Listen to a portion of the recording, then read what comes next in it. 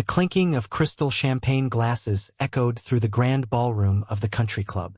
It was a sound I usually associated with celebrations, but tonight, it sounded more like the rattling of chains. I stood near the mahogany bar at the back of the room, keeping my distance from the silk suits and expensive evening gowns. I was nursing a glass of cheap bourbon, wearing a dark sport coat that probably still smelled faintly of motor oil and sawdust.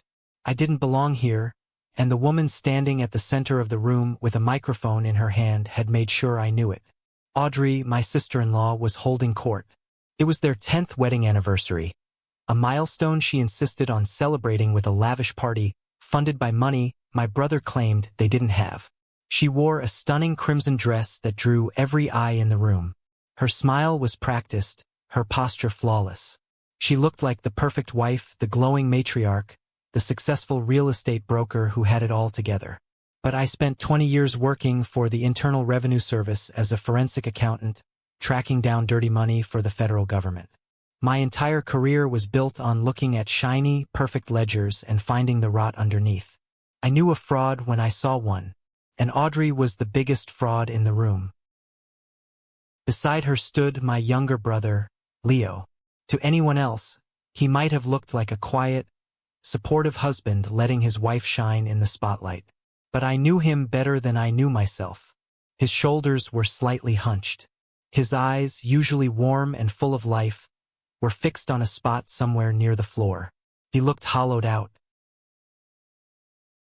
Audrey raised her glass, her eyes shimmering with perfectly timed tears. The crowd quieted down. She took a deep, theatrical breath. "Thank you all for being here tonight," she said, her voice trembling just enough to convey deep emotion. 10 years. It hasn't always been easy. When you marry an artist, a dreamer like my sweet Leo, you know you are signing up for a life of uncertainty. A collective, sympathetic murmur rippled through the audience. A few women placed their hands over their hearts. I gripped my glass tighter. "Leo has always been the creative soul of our family," Audrey continued, wiping a stray tear from her cheek. "He builds beautiful furniture. He teaches history to children. But he is a man of the clouds. And someone had to keep our feet on the ground. Someone had to carry the financial burden, make the hard choices, and ensure we had a roof over our heads. It took long hours at the agency, sleepless nights, and sacrificing my own dreams to protect his. But looking at the life we have built, I would carry that weight all over again." The room erupted into applause. People raised their glasses, toasting the selfless, devoted wife. They didn't see the way Leo flinched when she called him a dreamer. They didn't recognize the subtle, public castration disguised as affection. She was telling the world that he was useless, a child she had to manage, a liability she generously tolerated. She was painting herself as the martyr and him as the burden. And the worst part was, looking at Leo's defeated posture, I realized he actually believed her. I took a slow sip of my bourbon, letting the burn settle in my chest.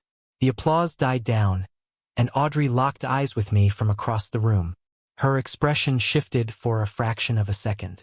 A cold, arrogant smirk flashed across her face before she returned to her sweet, radiant persona. She thought she had won.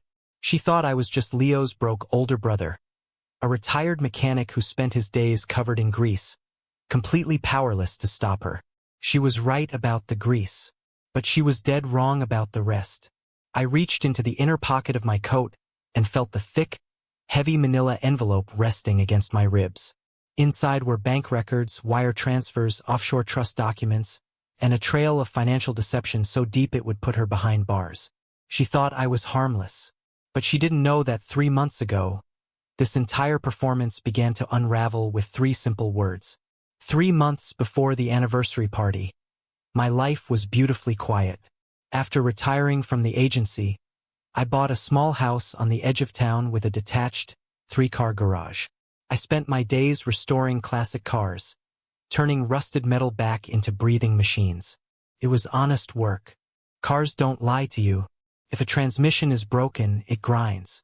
If an engine is out of oil, it seizes. People are much more complicated. It was a Tuesday night, a little past 9 o'clock. I was under the hood of a '72 Chevelle, my hands black with grease, listening to an old blues record playing softly from a dusty radio. The garage was warm, smelling of exhaust and freedom. That was when my phone buzzed on the workbench. I wiped my hands on a shop rag, picked up the phone, and looked at the screen. It was a text message from Leo. I stared at it. It didn't say hello. It didn't ask how my project was going. It was just 3 words, sent with no punctuation. I am still okay. My blood ran completely cold. Anyone else would have looked at that message and assumed it was a typo, or a weird autocorrect, or just a random update. But I was not anyone else. And Leo did not send messages by accident. When we were kids, our dad was a strict man. He wasn't abusive, but he was demanding, and the rules of his house were absolute. Leo was the soft-hearted one, the kid who would bring home stray dogs and cry over broken bird eggs. I was the older brother, the protector. When I left for college and later for my early training, Leo was terrified of being alone. We created a code. It was a stupid, childish thing at first. If we were checking in and everything was fine, we would say, "I am doing okay." But if one of us was in trouble, if we needed the other to drop everything and come right away without asking questions, the phrase changed. I am still okay. One word. One tiny shift in vocabulary that would slip past anyone else reading it. We hadn't used that code in 25 years. I hadn't even thought about it since we were in our 20s. But there it was, glowing bright white on my cracked phone screen.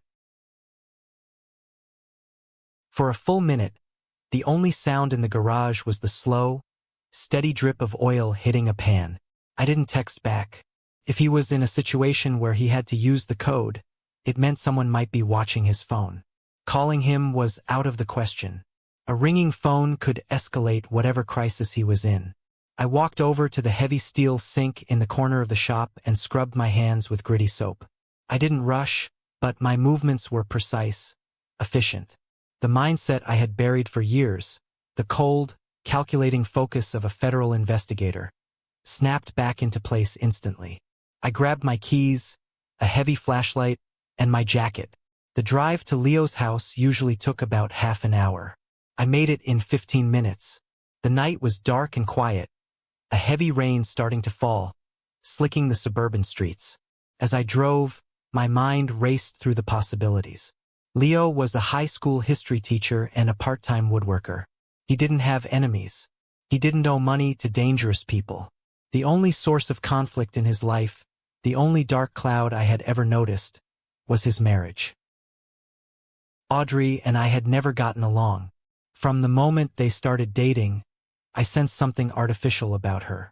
She was too agreeable, too focused on appearances. But over the years, I watched her slowly take over every aspect of Leo's life. She decided where they lived, who they spent time with, and how they spent their holidays. I had tried to talk to him about it a few times, but he always brushed it off, saying she was just organized and he was happy to let her handle things. But a man doesn't send a 25-year-old distress code because his wife is simply bossy. He sends it because he is drowning. I turned onto his street, a manicured avenue of expensive houses with perfectly trimmed hedges. It was the kind of neighborhood where people hid their ugly secrets behind heavy oak doors.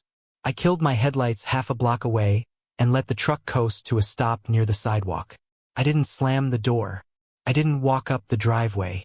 I moved through the shadows of the neighbor's yard, slipping toward the side of their house, letting the rain mask the sound of my footsteps. I needed to see what was happening before I announced my presence.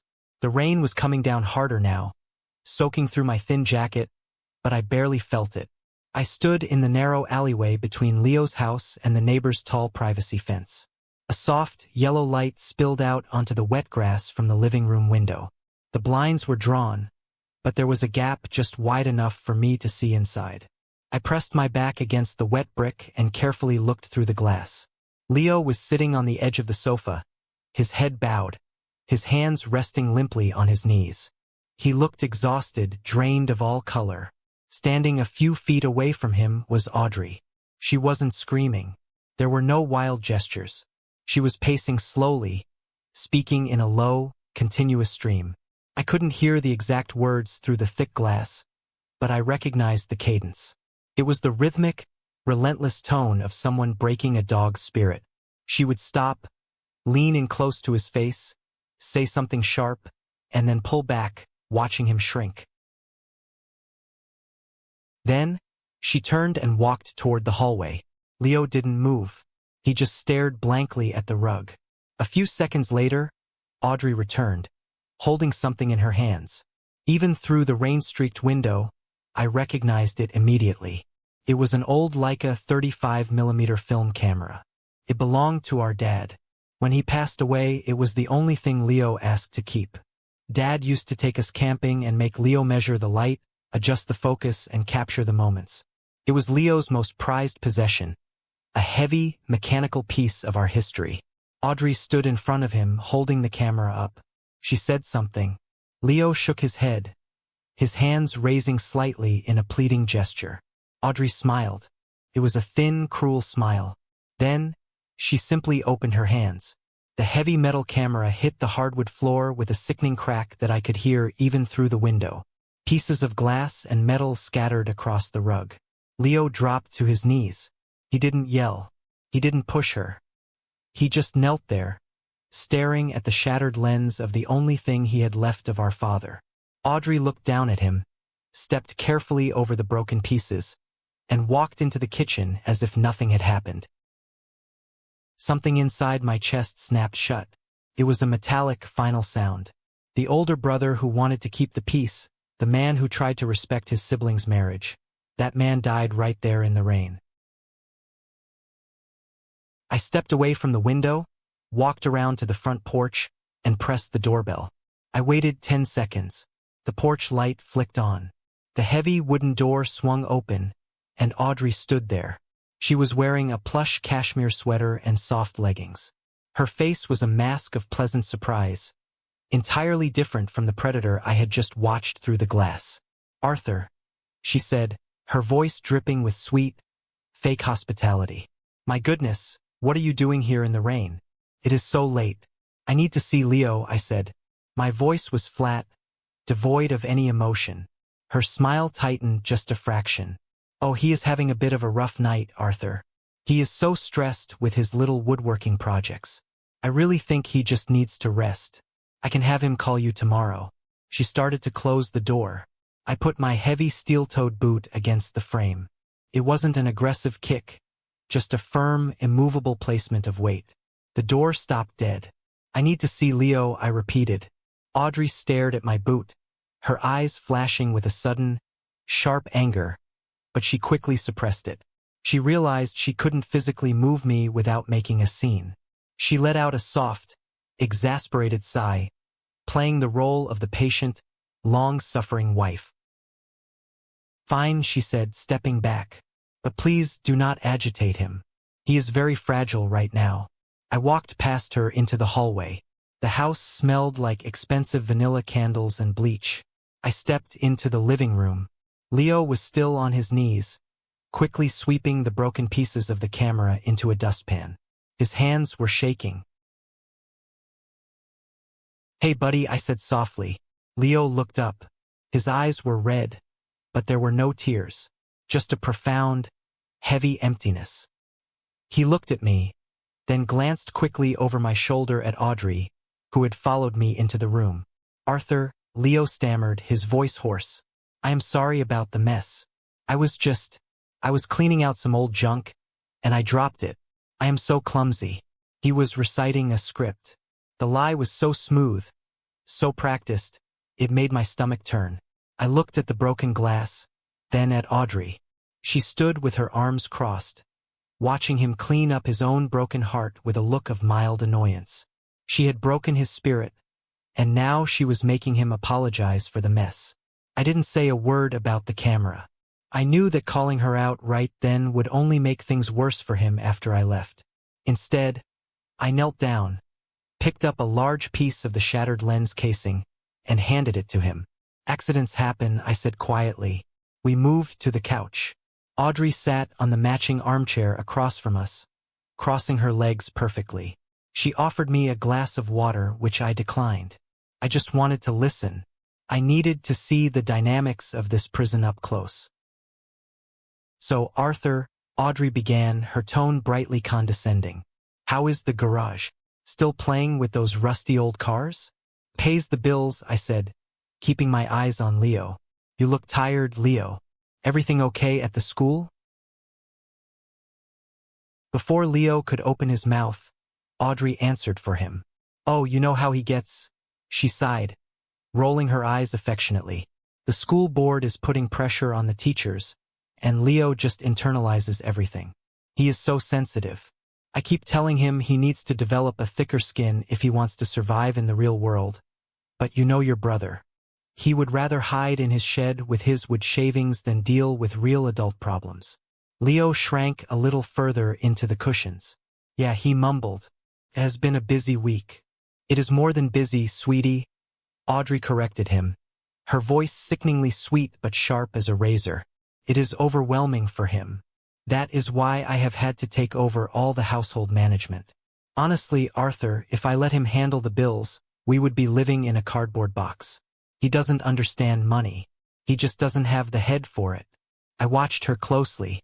The tactic was textbook. It was called emasculation by 1,000 cuts.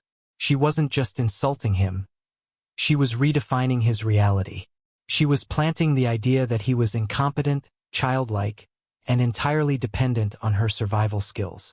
And she was doing it under the guise of being a caring, protective spouse. "I manage the accounts, I handle the mortgage, I deal with the investments," she continued, listing her supposed burdens. "I even have his paycheck routed directly to the joint savings so I can allocate his allowance. Otherwise, he would spend it all on antique tools and old cameras. Right, honey?" She looked at him, waiting.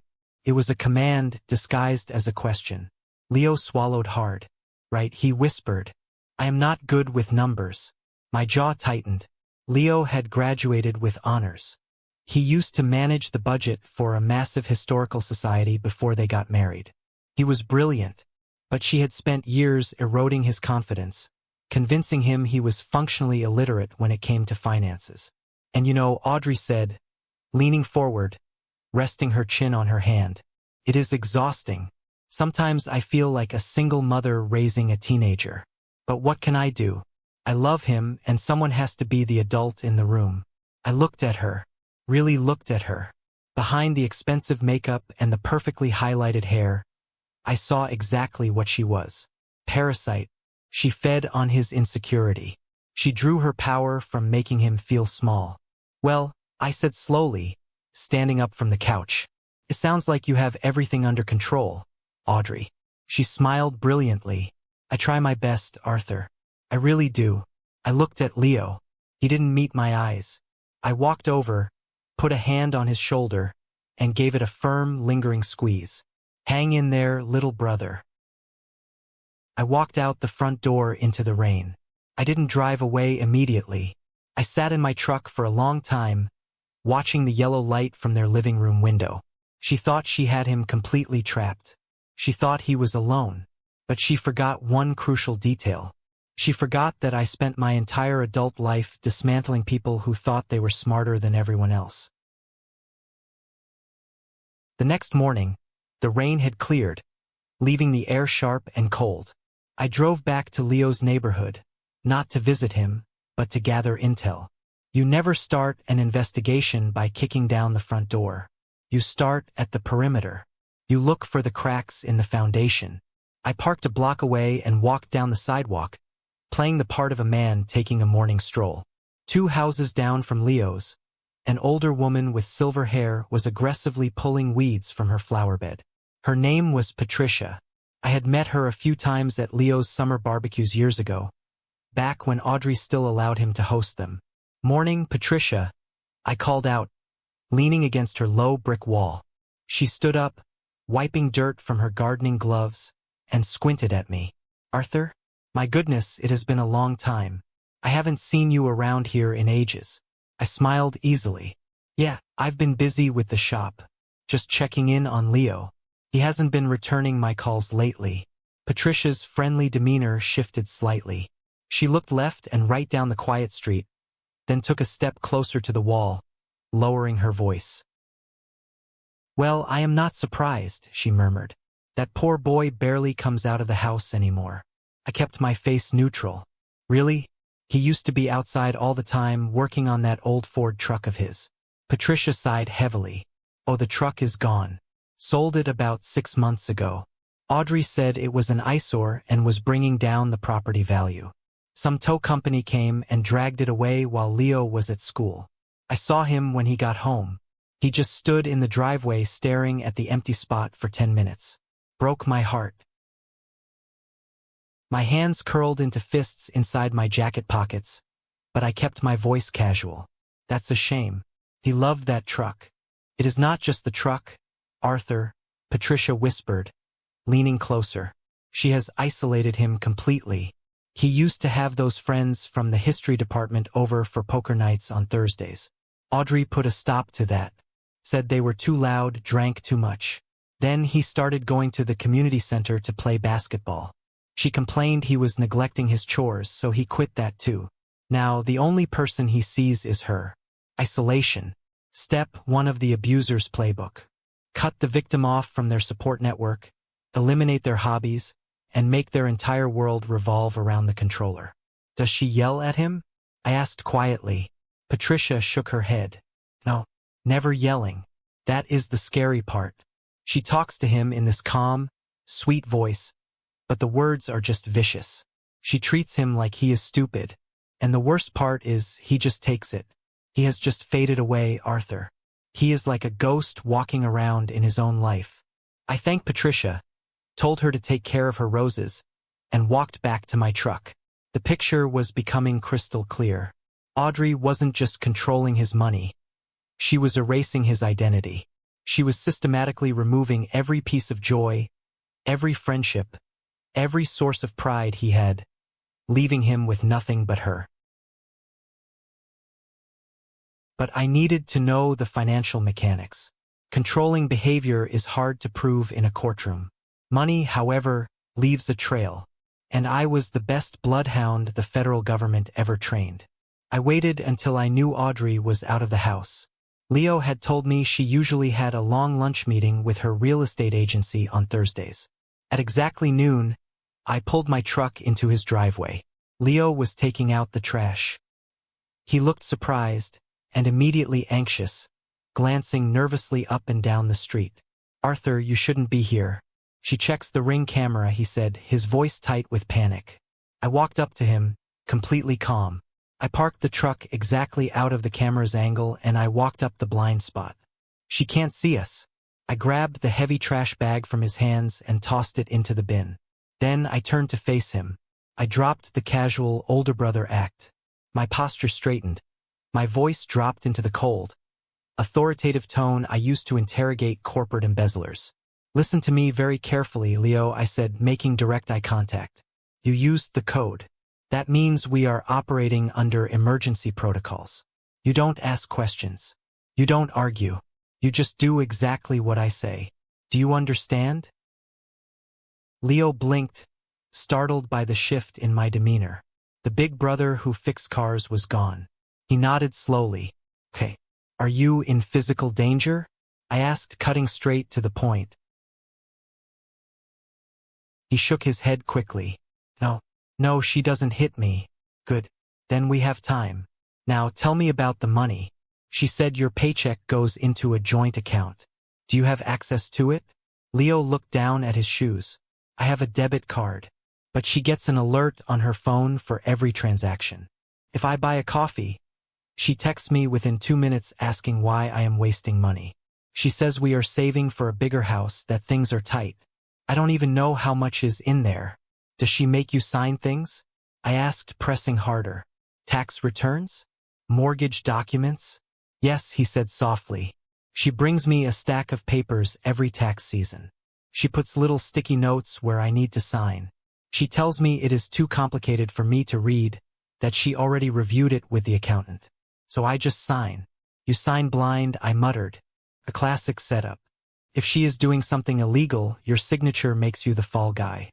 "Arthur, what is happening?" Leo whispered, his voice trembling. I feel like I am going crazy. She tells me I am losing my mind. She hides my keys and tells me I forgot where I put them. She spends hundreds of dollars on clothes. But when I needed $40 for a school supply run, she cried and said I was trying to bankrupt us. I don't have anything left, Arthur. I am trapped.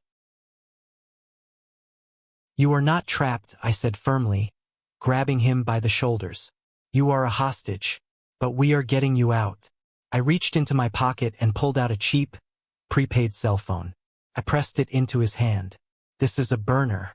It is not connected to any network she can track. Keep it turned off and hidden in your workshop.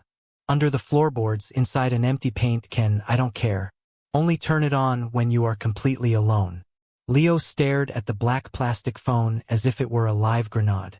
Your mission right now is intelligence gathering, I instructed. I need documents. Bank statements, tax returns, credit card bills, investment portfolios. Anything with numbers on it. Don't take the originals. When she is asleep or in the shower, use this phone to take clear, focused pictures of every document you can find in her home office. Then send them to the only number saved in that phone. But what if she catches me? He asked, his eyes wide with fear. She won't, I said confidently, because you are going to go back inside and act exactly the same. Be the beaten down, obedient husband she expects.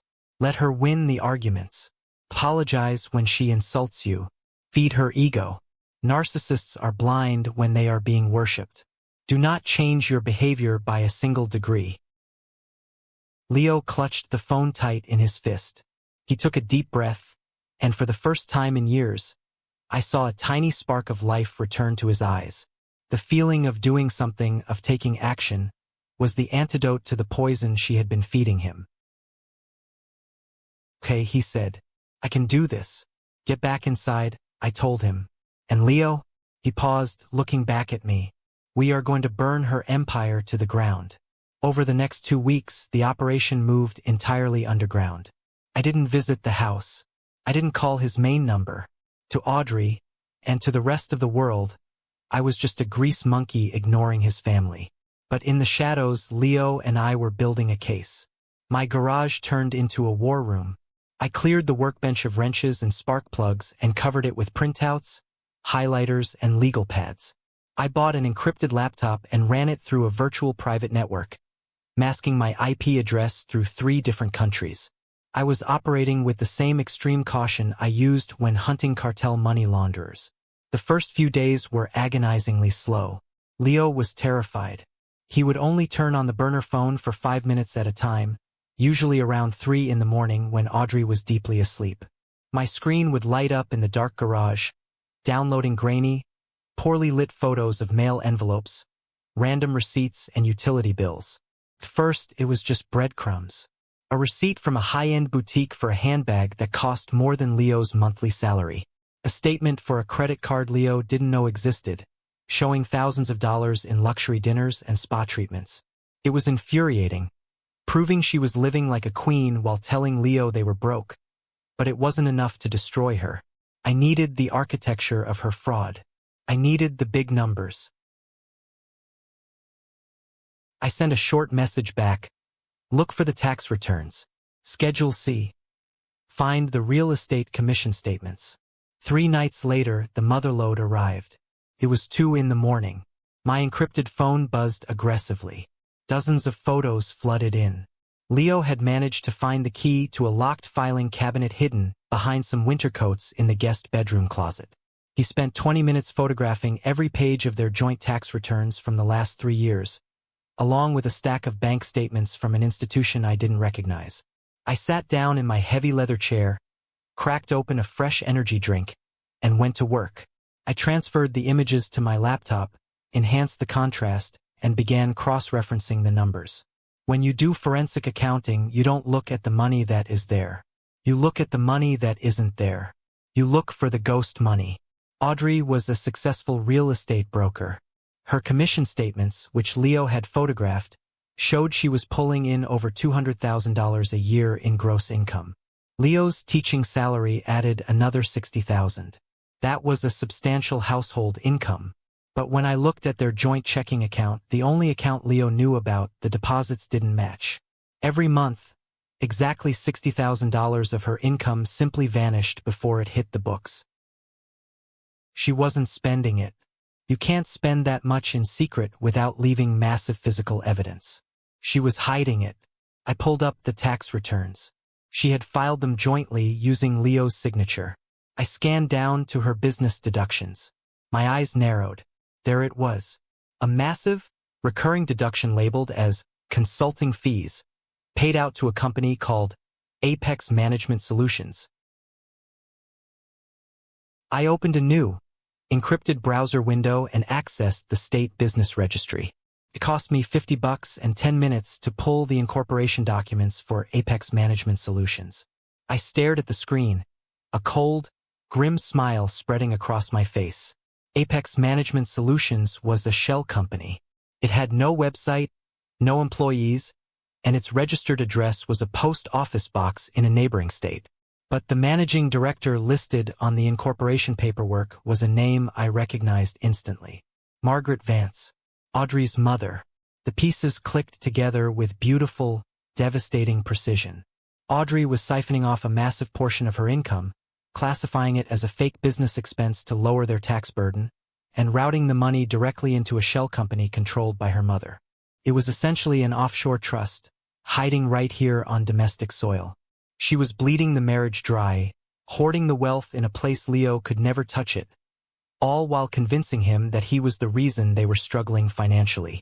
If they ever got divorced, Leo would walk away with half of an empty bank account, while she had hundreds of thousands of dollars safely hidden away in her mother's name. It was brilliant, it was vicious, and it was highly federally illegal. Tax fraud, embezzlement of marital assets, wire fraud. She had crossed the line from a toxic spouse into a white-collar criminal. I leaned back in my chair and rubbed my tired eyes. The sun was starting to come up, casting a gray light through the garage windows. I had her. The paper trail was undeniable. But in a game like this, you don't just wound the enemy. You have to ensure they can never get back up. I needed to find out exactly what else she was doing with that hidden money.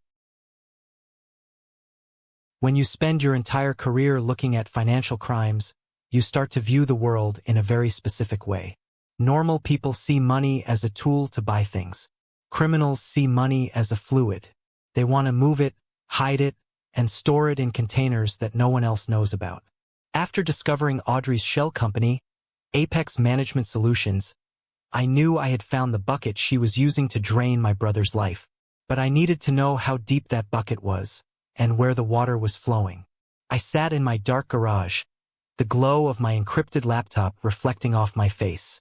The coffee in my mug had gone cold hours ago, but my mind was running on pure adrenaline. The tax returns Leo had photographed gave me the starting point. Audrey was funneling roughly $60,000 a year into her mother's fake consulting firm. But when I cross-referenced the state tax filings for Apex Management, the numbers didn't add up. The company wasn't holding the cash. It was acting as a turnstile. This is what we call layering in the fraud business. You move the money through so many different doors that anyone trying to follow it gets dizzy and gives up. But I do not get dizzy.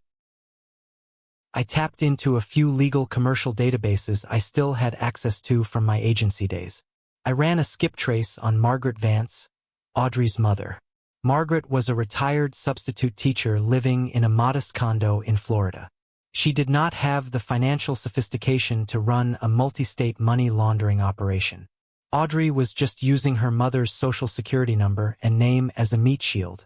If the authorities ever came knocking, dear old mom would be the one facing the firing squad, while Audrey played the innocent daughter. That told me everything I needed to know about my sister-in-law's morality. She would throw her own mother under a bus to protect her bank account. I kept digging. I tracked the routing numbers on the canceled checks Leo had photographed. The money went from their joint marital account into Apex Management's corporate account, and then it bounced. Within 48 hours of every deposit, the funds were wired out again. I followed the digital wire trail. It led to a financial institution based in the Cayman Islands. I leaned back in my chair and let out a low whistle. A high-yield offshore trust account. Audrey wasn't just saving up for a rainy day.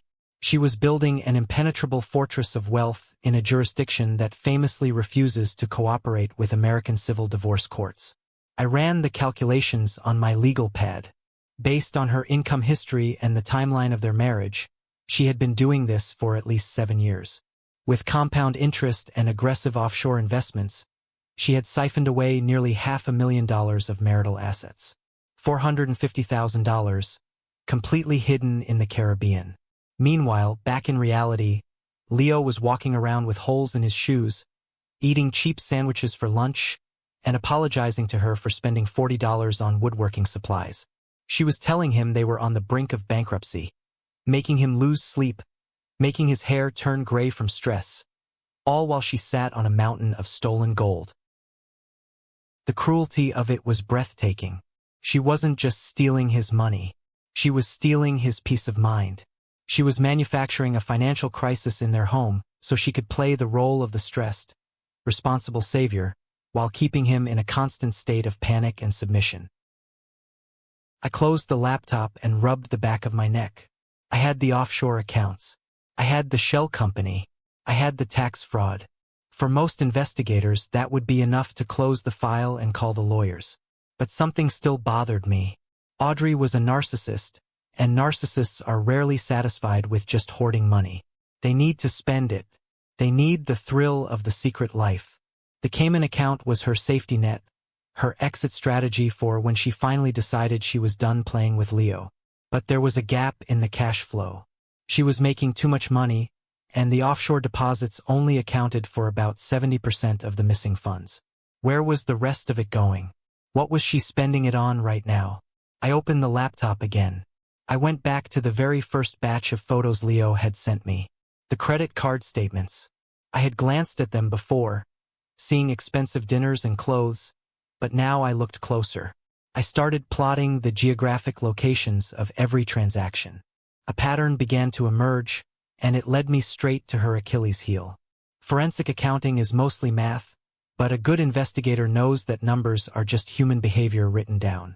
When I mapped out Audrey's hidden credit card expenses, a geographical cluster appeared.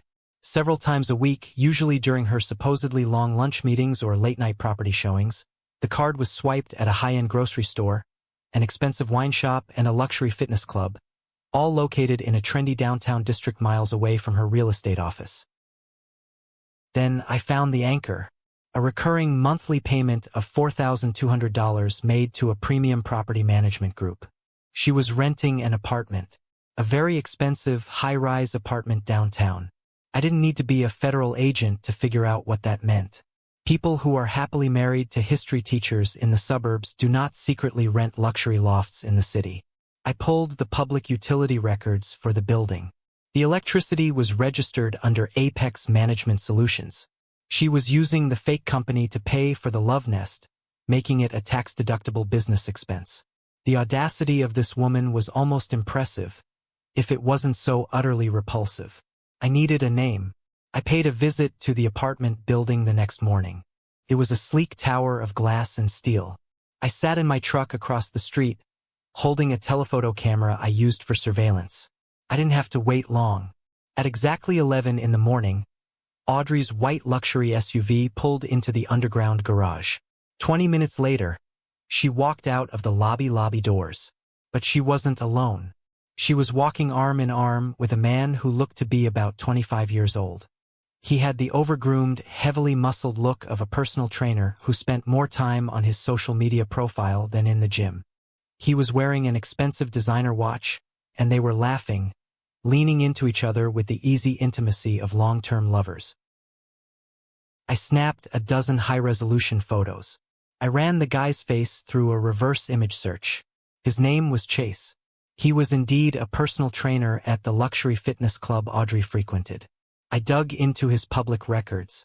3 months ago, a brand new $80,000 sports car was registered in his name. The lien holder on the car loan? Apex Management Solutions. She wasn't just cheating on my brother.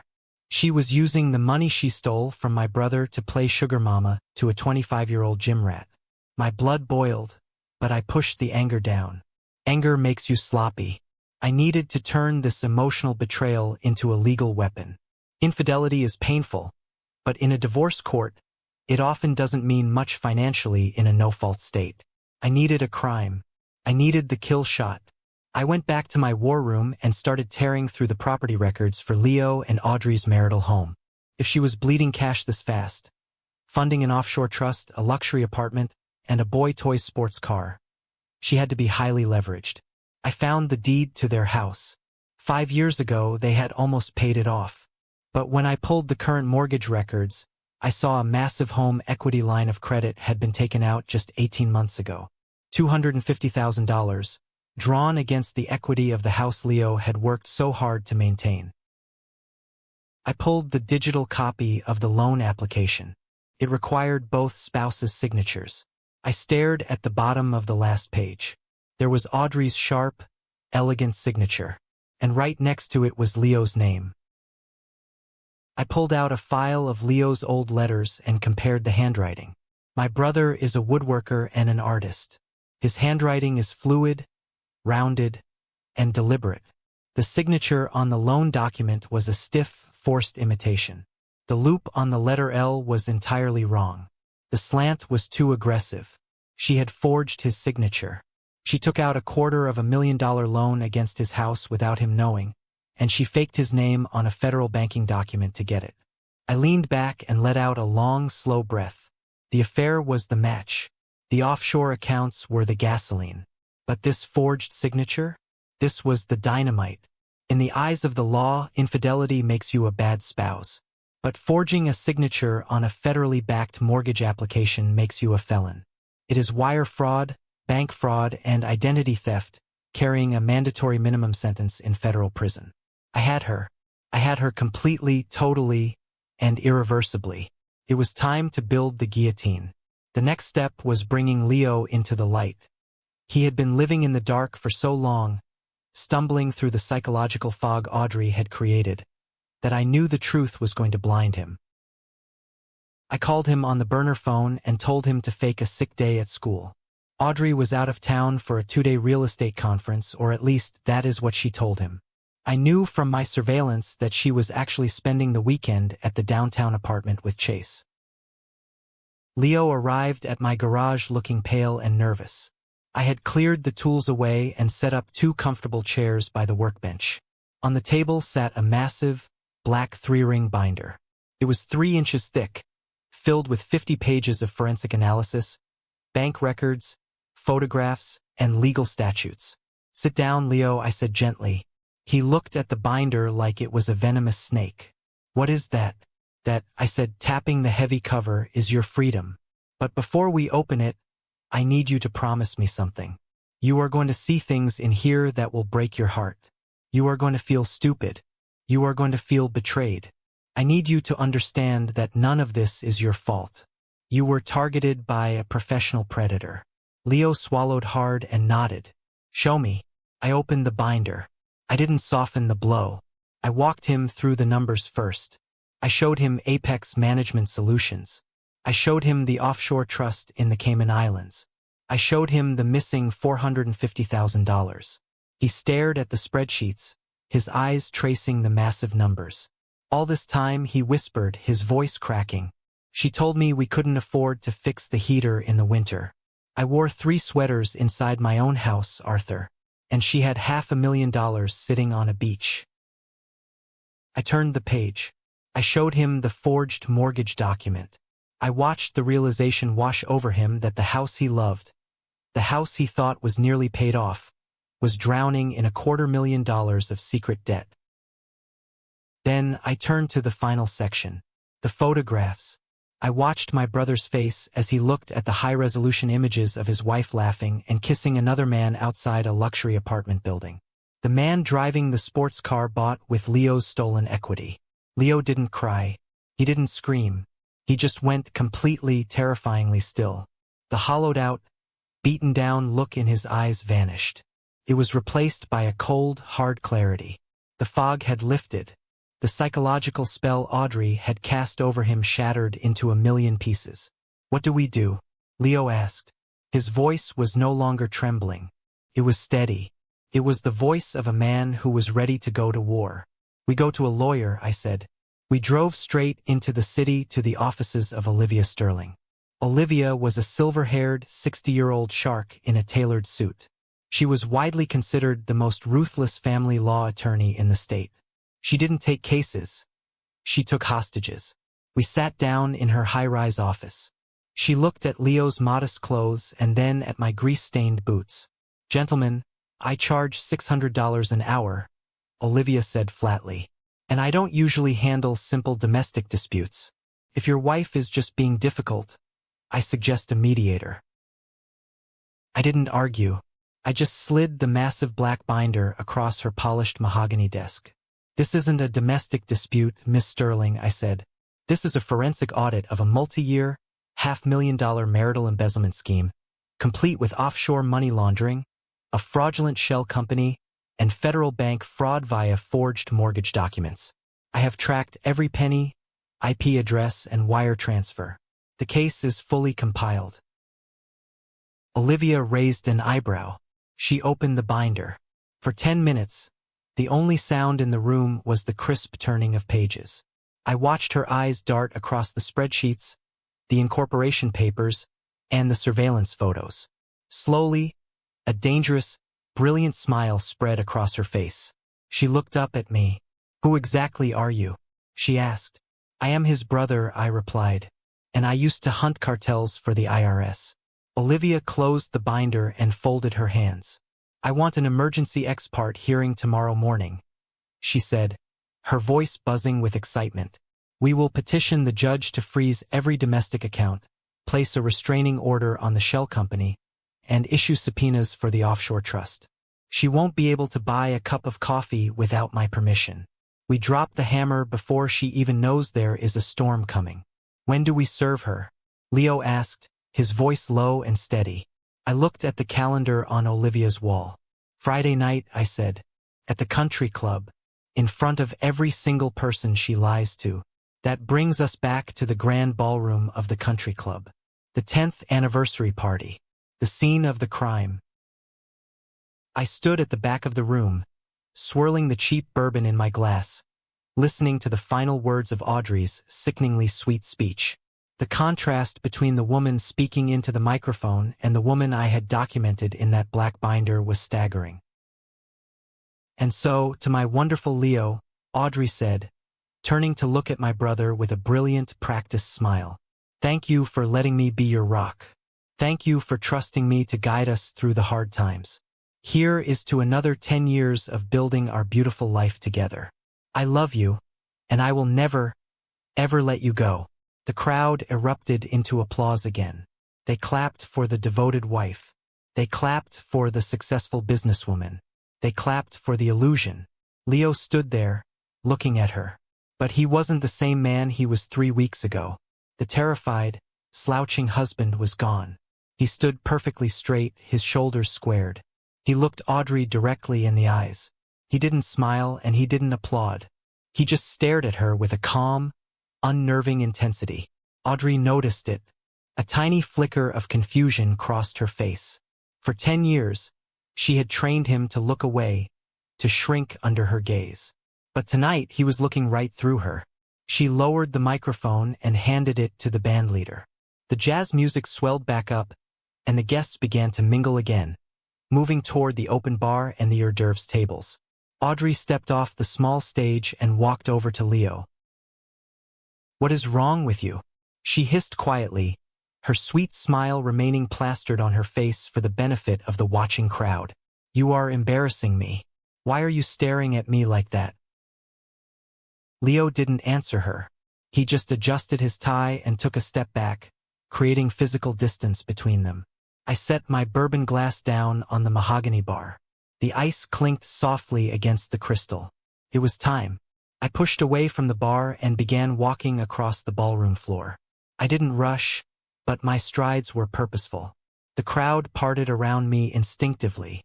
I was the dark cloud moving through a room of bright silk and diamonds. Audrey saw me approaching. Her eyes narrowed. She hated me being there, hated the fact that I didn't fit into her perfect aesthetic. Arthur, she said sharply as I stopped in front of them. The speeches are over. If you are looking for more free liquor, the bar is in the back. I didn't look at her. I looked at Leo.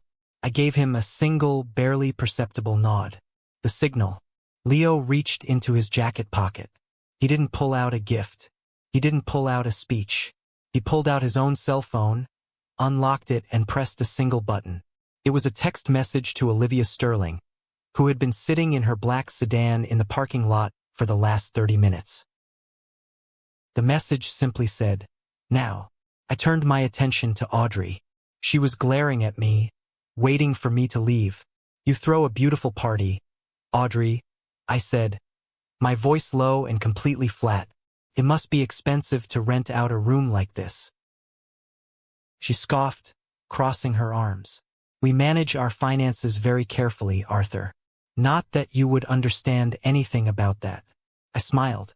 It was the cold, terrifying smile of a man who holds all the cards. "Oh, I think I understand your finances better than anyone else in this room." Audrey frowned, genuine confusion mingling with her arrogance. "What are you talking about?" Before I could answer, the heavy double doors at the entrance of the ballroom swung open. The room was loud, but the sound of the doors hitting the brass stops caught the attention of the guests near the front. Olivia Sterling walked in. She was wearing a razor-sharp navy blue suit, carrying a thick leather briefcase. She looked like a financial grim reaper.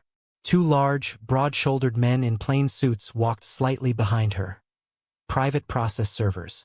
The chatter in the room began to die down. People turned to look at the newcomers. Audrey followed their gaze. When she saw Olivia marching directly toward her, the color began to drain from her face. She didn't know who Olivia was, but predators recognize other predators. And Olivia looked hungry. The music slowly faded as the bandleader realized something was happening. The ballroom fell into a dead, suffocating silence. "Who is that?" Audrey whispered, her voice losing its confident edge. "That," I said, stepping aside to let the lawyer through, "is the end of the line." Olivia stopped 3 feet away from Audrey. The two private process servers flanked her, standing with their hands clasped in front of them, radiating quiet authority. The entire ballroom was staring. Over 100 guests, Audrey's wealthy clients, her real estate colleagues, her country club friends, watched in absolute silence. "Audrey Vance?" Olivia asked. Her voice wasn't loud, but it carried perfectly across the quiet room. It was crisp, professional, and utterly devoid of warmth. "Yes," Audrey stammered, looking frantically from Olivia to the process servers, and then to Leo. "Who are you? What is this?" "This is a private event. My name is Olivia Sterling," she stated clearly. "I am the legal counsel representing your husband, Leo." A collective gasp rippled through the crowd. Audrey's eyes went wide. She turned to Leo, her mouth opening and closing like a fish out of water. Leo stood like a statue, his face completely expressionless. Olivia reached into her leather briefcase and pulled out a thick stack of manila folders. She didn't hand them over gently. She practically dropped them into Audrey's chest, forcing Audrey to grab them or let them scatter on the floor. "You have been served," Olivia said loudly. Audrey clutched the heavy folders against her crimson dress. Her hands were shaking. "What is this?" she repeated, her voice rising in pitch. "Leo, what is she talking about? Tell her to leave." Leo did not speak. He just watched her. "Since you seem confused, Mrs. Vance," Olivia continued, her voice echoing in the silent room, "I will clarify. You are holding a petition for the dissolution of your marriage. Beneath that is a temporary restraining order freezing your access to the marital home. You have 48 hours to vacate the premises." Audrey stumbled back half a step. The perfect, glowing matriarch from the speech just 5 minutes ago was gone. She looked like she had been struck by lightning. But Olivia wasn't finished. She reached into her briefcase and pulled out a second stack of documents, handing them directly to one of the process servers. Furthermore, Olivia announced, turning slightly so her voice carried to the stunned audience, "You are being served with an emergency ex parte injunction." As of 4 o'clock this afternoon, a federal judge has frozen all of your financial assets. Audrey's face twisted into a mask of pure panic. You can't do that, she shrieked. My money, my business. The judge disagreed. Olivia replied smoothly. The freeze applies to your joint checking accounts, your personal credit lines, and your real estate commission accounts. Olivia paused, letting the silence stretch out for a devastating second. Then, she delivered the killing blow. The freeze also applies to your offshore trust in the Cayman Islands and the corporate accounts for your shell company, Apex Management Solutions. The moment those words left Olivia's mouth, the remaining color vanished from Audrey's face. She looked like a corpse.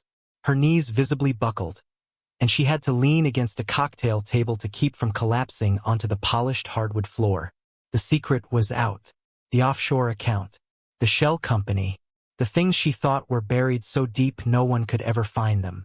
They were being announced loudly in front of her boss, her clients, and her friends. She looked wildly at Leo. You couldn't have known about that. You don't know anything about money. You are too stupid to find that. It was the wrong thing to say. A loud murmur of disgust washed through the crowd. Her mask was slipping, revealing the venom underneath. You are right, Audrey, I said, stepping forward. Leo didn't find it. I did. Audrey's head snapped toward me. Her eyes were wide, bloodshot with sudden primal terror. You? She breathed out. You are just a mechanic. I smiled, and it was a terrible thing to see. I am a mechanic now, Audrey. But for 20 years before that, I was a senior forensic investigator for the Internal Revenue Service. You left a paper trail a mile wide. Did you really think you could launder $500,000 using your mother's social security number without throwing up red flags? Several people in the crowd actually stepped backward, physically distancing themselves from her. Tax evasion and money laundering were contagious words in a room full of wealthy business people. No, Audrey whispered, shaking her head violently. No, no, no. This is a trick. This is illegal. You hacked my accounts. I will have you arrested. She was completely unraveling. The control she had worshipped, the dominance she had exerted over my brother for a decade, was vaporizing in real time. She was holding a stack of papers that proved she was entirely powerless. But a narcissist never surrenders quietly. When cornered, they resort to the only weapon they have left. They play the victim. Audrey dropped the legal folders onto the hardwood floor. They hit with a heavy thud, papers sliding out across the polished wood. She looked around the room at the sea of shocked faces, her friends, her colleagues, the people she had spent years impressing. She saw their judgment. She saw her reputation crumbling to ash. In a split second, her entire demeanor shifted. The panic and the venom vanished, replaced by an Oscar-worthy performance of profound, fragile terror. She collapsed to her knees. She threw her hands over her face, and a horrible, gut-wrenching sob tore from her throat. It was loud, echoing off the high ceilings of the ballroom. Please, she cried out, her voice trembling, dripping with manufactured agony. Please, somebody help me. A few people in the crowd shifted uncomfortably. Two women from her real estate agency took a hesitant step forward, torn between the damning legal accusations they had just heard and the sight of their friend weeping on the floor. He is doing this to ruin me, Audrey wailed, pointing a shaking finger at Leo. She looked up at the crowd, tears streaming down her perfectly contoured face. He has been abusing me for years. I had to hide that money. I had to. He is a gambling addict. He was going to lose the house. He was going to leave us with nothing. I was just trying to protect our family. It was Darvo in its purest, most toxic form.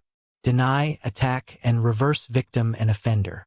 When confronted with undeniable proof of her crimes, she simply inverted reality. She was not the thief. She was the desperate survivor. Leo was not the victim. He was the monster forcing her into desperate measures. A murmur of sympathy rippled through a section of the crowd. People want to believe tears. Society is conditioned to believe the weeping woman on the floor. One of the men from her agency glared at Leo, his fists clenched, ready to play the white knight. "Look at him," Audrey sobbed, gesturing wildly at Leo's calm, silent figure. "He is a psychopath. He brought his thug brother here to terrorize me because I finally stood up to him. They are trying to steal my hard-earned money. Somebody call the police." Leo looked down at her. For 10 years, those tears had been her ultimate weapon. Whenever he tried to assert a boundary, whenever he questioned a charge on the credit card, she would cry exactly like this, and he would instantly fold, apologizing for making her upset. But not tonight. Tonight, Leo just watched her cry with the detached curiosity of a scientist observing an insect trapped in a jar. Olivia Sterling leaned toward me and whispered, "She is good. If we were in a closed courtroom, a weak judge might actually buy this." "We are not in a courtroom," I said quietly, "and I do not care about her tears. I care about the math." I stepped past Olivia, walking right up to where Audrey was kneeling on the floor. The crowd held its breath. The man who had glared at Leo stepped forward, puffing out his chest. "Hey man," the guy said aggressively. "Back off. Can't you see she is terrified? You are out of line." I didn't even look at the guy. I kept my eyes locked on Audrey. She was peering up at me through her fingers, calculating, waiting to see if her performance was working. "Are you finished?" I asked. My voice was completely flat. It cut through her sobbing like a surgical scalpel. Audrey wailed louder, shrinking back as if I were about to strike her. "Please don't hurt me." I reached into the inner pocket of my coat. I didn't pull out a weapon. I pulled out a single sheet of paper. It was a printed summary of the most damning evidence from the black binder. I unfolded it slowly, deliberately. "You say Leo is a gambling addict," I said, reading from the paper, my voice projecting across the silent room. "Interesting, because I have the bank statements for the last 7 years. There is not a single withdrawal at a casino. There is not a single transfer to a sports betting site." I took a step closer. The crowd was listening intently now. "But I do have the ledger for the Apex Management Shell Company," I continued, "and I find it fascinating that a woman terrified of her abusive husband managed to spend $4,200 every single month to lease a luxury penthouse downtown." Audrey's fake sobbing hitched. She froze. I turned slightly to address the crowd, holding up the paper. "She didn't hide money to protect her family.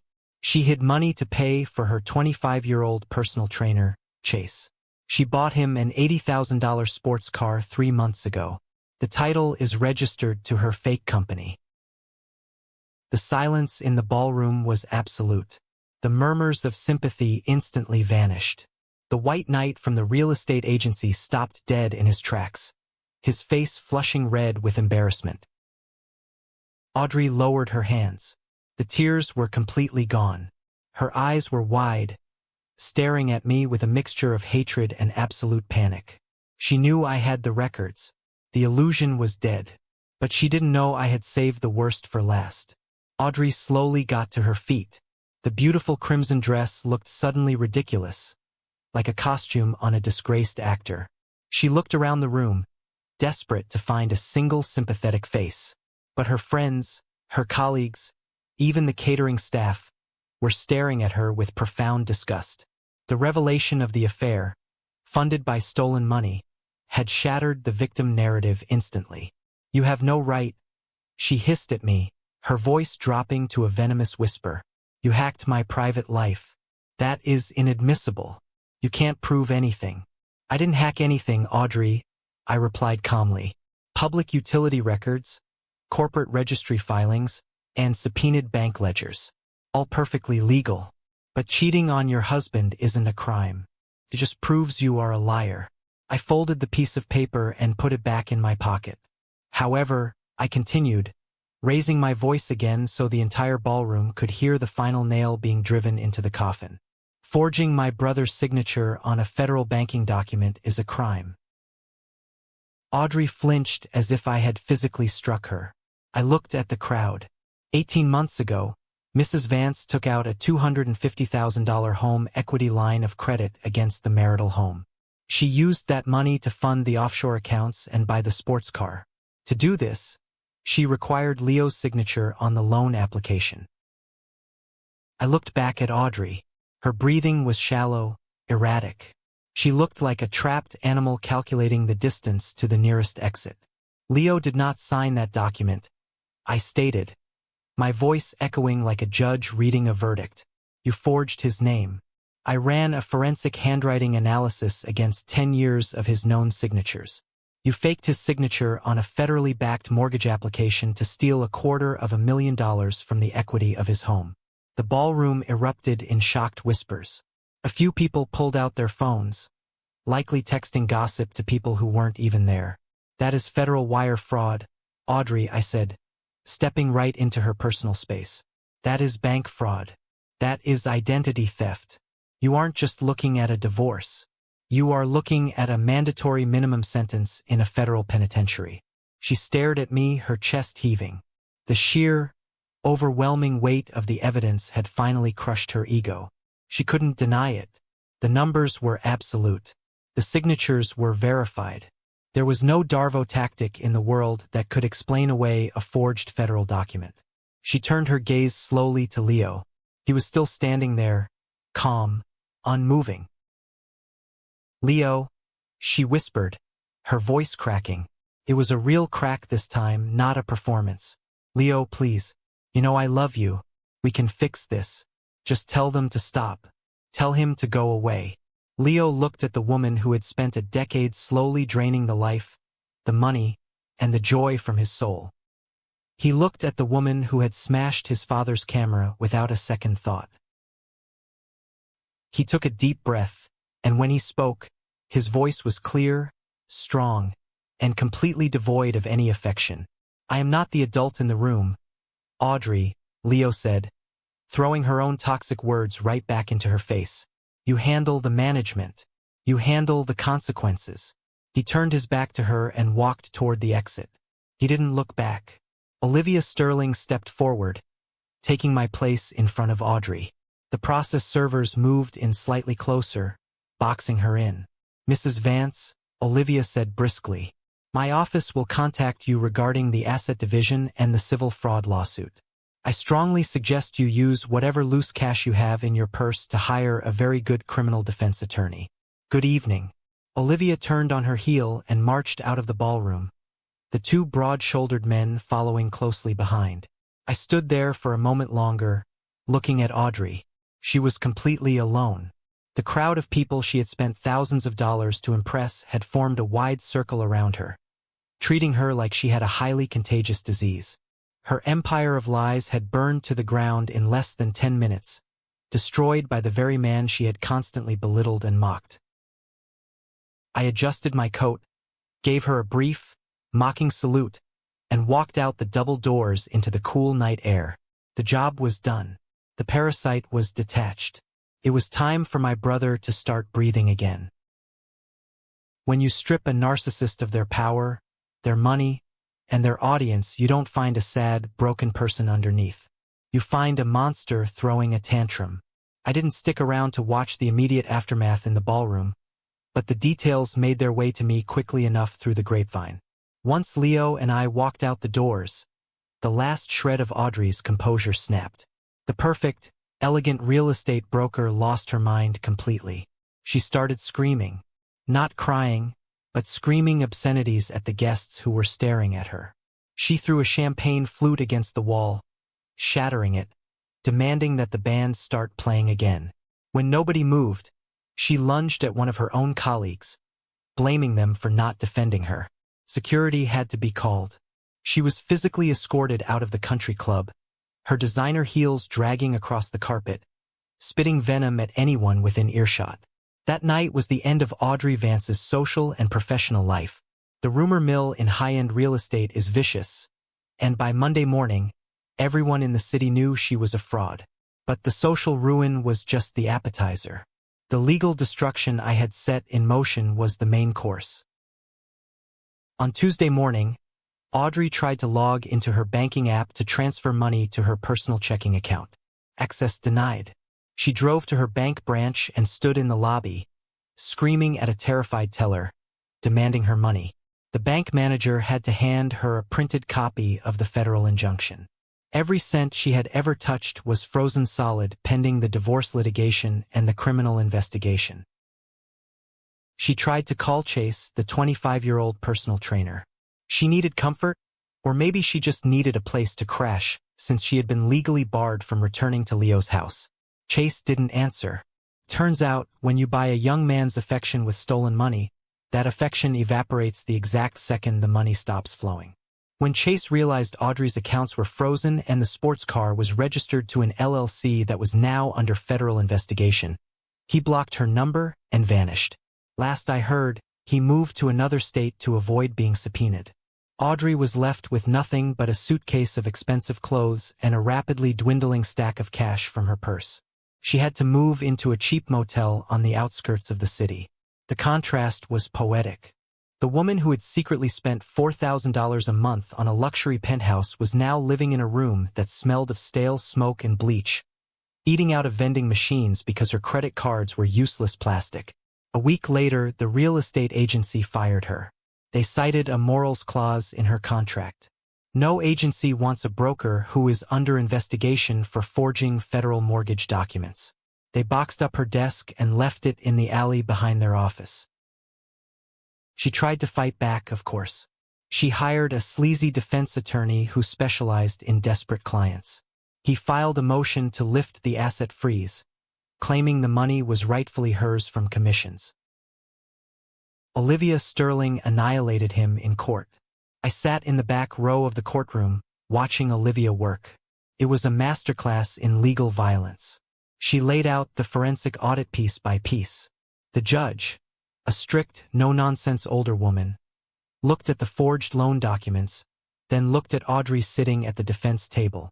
Audrey tried to cry. She tried the Darvo tactic again, whispering to the judge that Leo had forced her to forge the signature. The judge wasn't having it.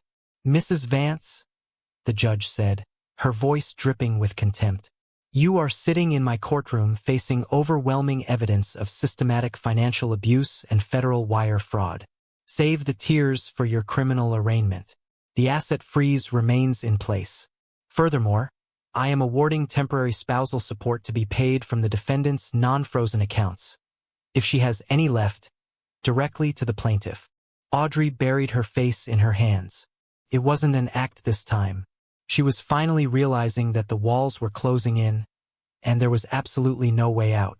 The invincible empire she had built on the back of my brother's suffering had collapsed into a pile of worthless rubble. And the worst part, for her, was that Leo wasn't even in the courtroom to see it. He didn't care enough to watch her suffer. He was too busy rebuilding his life.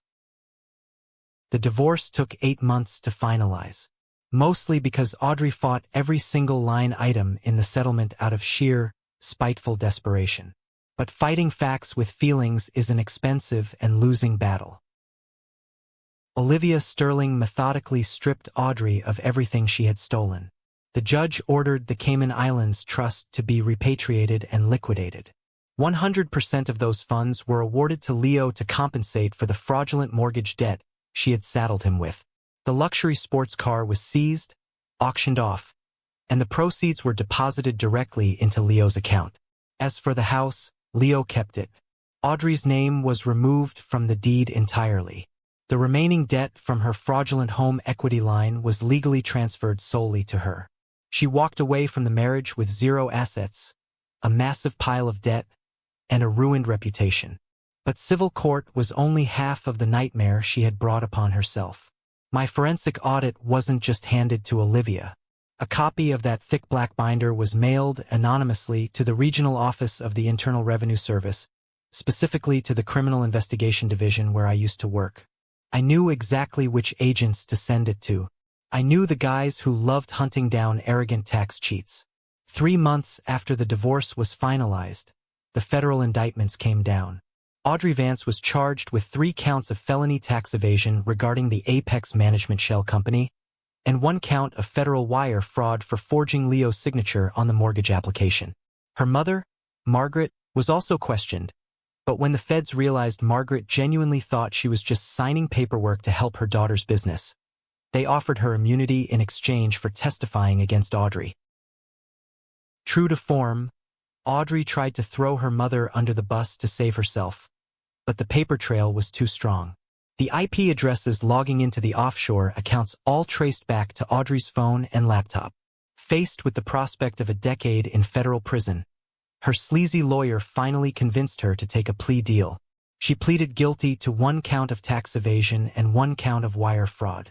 She was sentenced to 36 months in a minimum security federal facility, followed by 5 years of supervised probation, and she was ordered to pay back hundreds of thousands of dollars in back taxes and penalties to the IRS. The day she reported to prison, there were no cameras. There was no grand audience. Just a ruined woman trading her designer clothes for a khaki jumpsuit. The control she craved so desperately had been entirely stripped away. For the next 3 years, she would be told when to wake up, when to eat, and when to sleep. It was the ultimate, fitting punishment for a woman who had spent a decade treating her husband like a prisoner in his own home. The ashes of her empire were scattered to the wind. And Leo didn't even read the article about her sentencing in the local paper. He had already moved on. A few weeks after the divorce was final, I drove over to Leo's house. It looked different. The heavy, suffocating atmosphere was gone. The expensive, soulless decorations Audrey had plastered everywhere were in the trash. The windows were open, letting in the fresh breeze. I found Leo in the garage. He had set up his woodworking tools again. Sawdust covered the floor, and the rich smell of cut cedar hung in the air. He was standing over a massive, half-finished dining room table, sanding the edges with a calm, rhythmic motion. And parked in the driveway, gleaming in the afternoon sun, was a restored 1976 Ford pickup truck. It wasn't the exact same one she had forced him to sell, but it was close enough. He looked up when I walked in. He had gained some weight back. The hollow, exhausted look in his eyes had been replaced by a quiet, steady peace. He looked like my brother again. "Hey, Arthur," he said, wiping the sweat from his forehead. "What do you think?" I walked over and ran my hand along the smooth wood of the table. "It is beautiful work, Leo." He smiled, a real, genuine smile. "I am building it for Patricia down the street. She paid me in advance. Said she always loved my work." I leaned against the workbench. "You are looking good, buddy." He put down the sandpaper and looked at his hands. "I feel good. It is strange. Sometimes I wake up in the morning, and I wait for the yelling. I wait for the criticism. And when it doesn't happen, I just breathe. It is like waking up from a 10-year nightmare." We stood there in the quiet garage, surrounded by the smell of wood and motor oil. The setting sun cast long, golden shadows across the driveway. It was peaceful, the kind of peace you only truly appreciate after you've survived a war. Leo walked over to a small mini-fridge he had installed in the corner, pulled out 2 cold beers, and tossed one to me. I cracked it open and took a long drink. "You know," Leo said softly, leaning against the fender of his new truck. "For a long time I thought I was crazy. She convinced me I was broken, that I was too stupid to handle my own life. I believed her, Arthur. I really did." I looked at him. The scars from psychological abuse don't fade as quickly as physical bruises. They linger in the mind, whispering doubts when you are alone. But speaking them out loud is how you rob them of their power. "You weren't stupid, Leo," I said firmly. "You were trusting. You believed in the vows you took. You believed that the person who promised to love you actually had your best interests at heart. That is not a weakness. It is just a tragic thing to give to a predator." He took a sip of his beer, staring out down the quiet suburban street. "Why didn't I fight back sooner?" he asked, almost to himself. "Why did it take me 10 years to send that message?" "Because abuse isn't a single explosion," I replied. "It is a slow leak. If she had punched you in the face on your first date, you would have walked away. But she didn't do that. She chipped away at your boundaries 1 tiny millimeter at a time. She isolated you. She managed your reality until you didn't trust your own instincts anymore. It happens to men more often than society wants to admit. Financial control, emotional manipulation. It doesn't leave visible marks, so people pretend it isn't real. But it is. Leo nodded slowly, digesting the words. He looked down at his hands, rough, calloused, the hands of an artist and a builder. Hands that had been told they were worthless for a decade. "I owe you my life, Arthur," he said quietly. I shook my head. "No, you don't. You saved yourself, Leo. You recognized the danger and you sent the code. I just did the math. You had to endure the hell of waking up, of seeing the truth, and of standing in that ballroom while your world burned down. That took guts. More guts than most men have." We clinked our bottles together. The sound was sharp and clear in the quiet evening air. A few hours later, I was driving back to my own shop. The night was dark, but the road ahead was perfectly clear. I thought about the files locked in my safe, the offshore accounts, the forged signatures. I thought about Audrey sitting in a prison cell, realizing that all her manipulation, all her grand schemes, had been dismantled by the exact two people she thought were beneath her notice. She underestimated Leo's resilience, and she underestimated my memory. People often think that power comes from money, or status, or the ability to control a room with a loud voice. But true power is quiet. True power is the ability to look at a terrifying situation, gather the facts, and wait for the exact right moment to strike. True power is standing by your blood when the rest of the world turns away. 30 years ago, two kids sitting on a porch made a promise to each other. A secret code designed to cut through the noise and the lies.